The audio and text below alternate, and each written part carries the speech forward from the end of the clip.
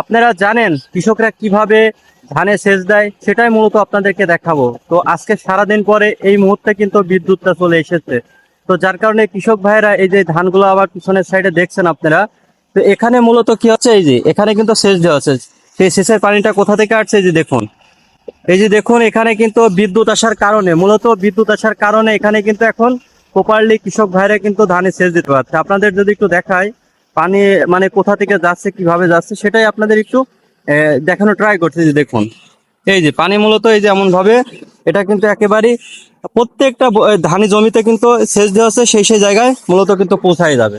তো আপনাদের একটা কথাই বলি, যে বিদ্যুৎ না থাকলে কিন্তু বিভিন্ন ধরনের ভোগান্তির ভিতরে মানুষ পড়ে। কারণ এই যে যে সেচটা দেওয়া হচ্ছে, এটা কিন্তু বিদ্যুতের কারণেই মূলত হচ্ছে। বিদ্যুৎ না থাকলে কখনোই কিন্তু সম্ভব হয় না।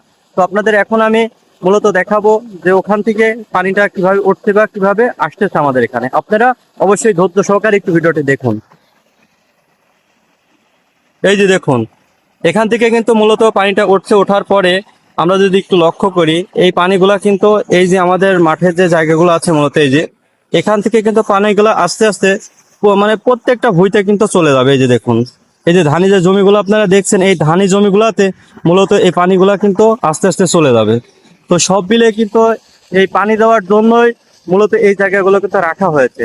তো আপনারা হয়তো অনেকে মনে করতে পারেন এটা শুধুমাত্র আপনা আপনি রাখা হয়েছে, বিষয়টা কিন্তু এমন নয়। এই যে আপনারা কয়েকশো বিঘা মূলত ধানের যে জমিগুলো আপনারা দেখছেন, এখানে কিন্তু বর্তমানে সেচ নিয়ে অনেক বেশি ভোগান্তির ভিতরে আছে। কারণ বাংলাদেশে আপনারা জানেন যে তেল নিয়ে ইতিমধ্যে একটা সমস্যা কিন্তু সৃষ্টি হয়েছে।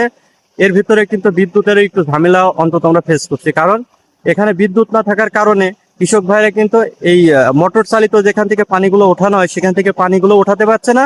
আবার আপনার হচ্ছে তেল না থাকার কারণে আপনার যে মেশিনগুলো দিয়ে পানি ওঠায়, ওখান থেকে কিন্তু পাচ্ছে না। তো সব মিলিয়ে কিন্তু বিভিন্ন ভোগান্তির ভিতরে আছে কৃষক ভাইরা। অন্তত আমাদের বাংলাদেশের যে কৃষক ভাইরা, এদের কথা হয়তো বা আমার মনে হয় না কেউ ভাবে ওইভাবে। তো যার কারণে আজকে কৃষক ভাইরা এত পরিমাণে সবচেয়ে বেশি অবহেলিত আমার কাছে মনে হয়। তো সবাই ভালো থাকবেন, সুস্থ থাকবেন।